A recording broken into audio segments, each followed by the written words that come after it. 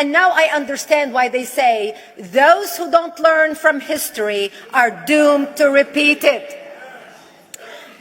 In order for you to understand why Western civilization is very different than the Islamic world, you need to understand the history of Islam.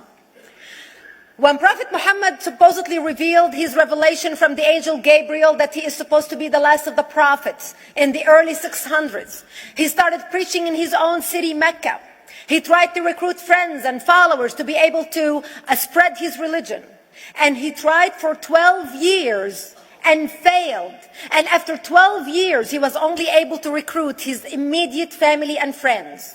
So he decided, if I go to Medina, which was the Jewish hub of Arabia, the business hub where the Jews lived, if I go there and preach my religion to them, if they accept me, that will buy me respect and stature between my own people, and they will accept me.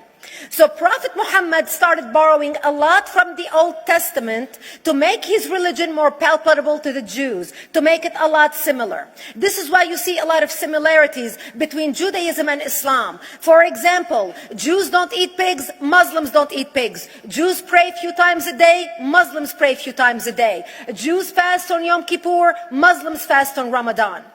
And this is why you started seeing a lot of good writing in the beginning of the Quran when Prophet Muhammad was saying all the good things about the people of the book. He took his message and went to Medina trying to recruit the Jews, talking about the people of the book, talking about how similar the two religions are.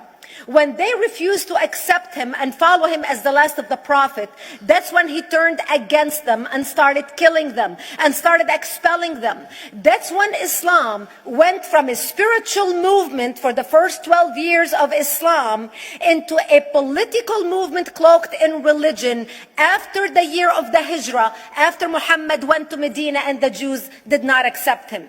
He became a military warrior and declared war on them and started expelling them. Jews and Christians became dhimmi, or second-class citizens. They were only allowed to stay alive and not be killed only by paying the jizya, or the protection tax. So they had a choice: convert to Islam, or if you want to stay alive, you have to pay the jizya or protection tax, living as dhimmi in the Islamic nation. Christians and Jews could not ring church bells. Jews could not blow the shofar. Christians could not ring church bells. They could not pray publicly. Christians and Jews could not gather together and build new churches or new temples. And the way they paid the jizya, or the protection tax, was in a monthly ceremony where they would get together downtown and the Jew would kneel on his knee and hand his goods to the mullah, who would take the goods as the price for buying the protection. And in many areas, Jews and Christians were given necklaces to wear as a receipt that they paid their jizya, or their protection tax.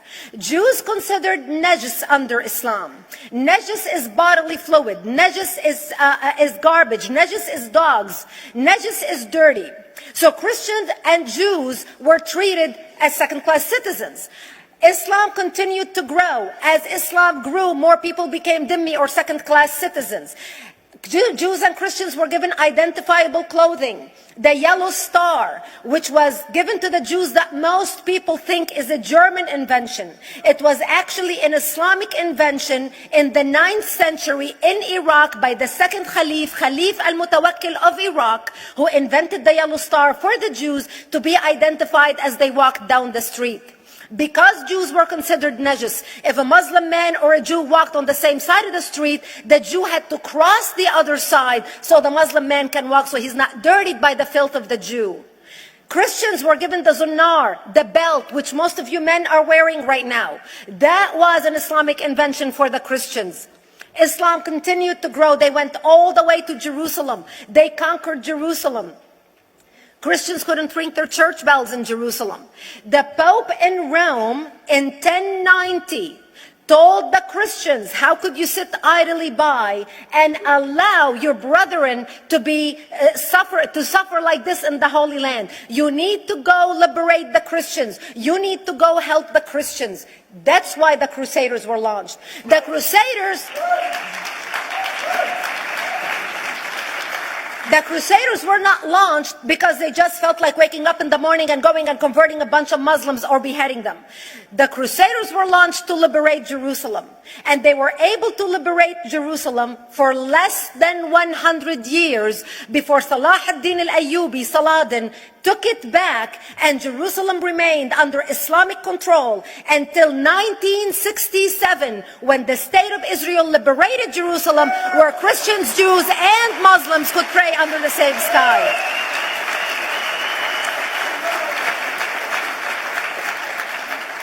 The Crusaders continued fighting Islam, and for 300 years they tried and failed. And by the 1300s, the Crusaders disappeared because they could not win against Islam.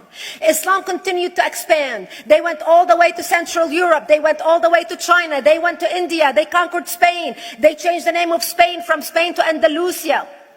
And they started, as they advanced, as they conquered more nations, more people paid the jizya, or the protection tax. And this is how the Islamic Empire grew. It went all the way until they was stopped at the gates of Vienna on 9/11. 9/11 is not a date that Osama bin Laden just picked out of a hat. 9/11 is a symbolic date in the Islamic calendar.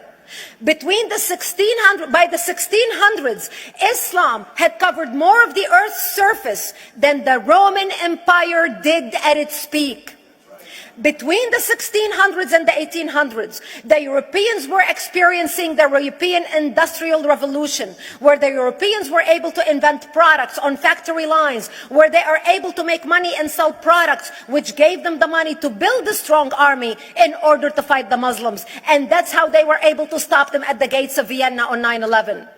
The Europeans started the pushback against Islam. They pushed them out of Europe. They pushed them out of all the way to the Middle East and North Africa. By 1924, the Islamic Empire ended. In 1924, the Islamic Caliphate ended in Turkey by President Ataturk, who was a secularist.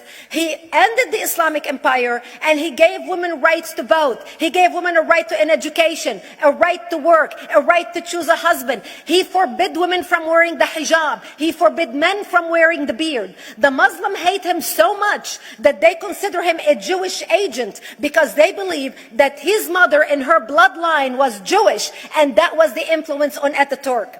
By the time the Islamic Empire, or the Islamic Caliphate, or the Islamic State ended in 1924, the Islamic Caliphate had existed for 1400 years, and it ended less than 100 years ago.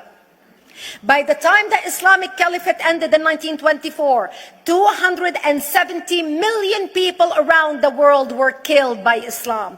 270 million. And we didn't have weapons of mass destruction, and there was nuclear weapons. All of these people were killed, butchered by the sword.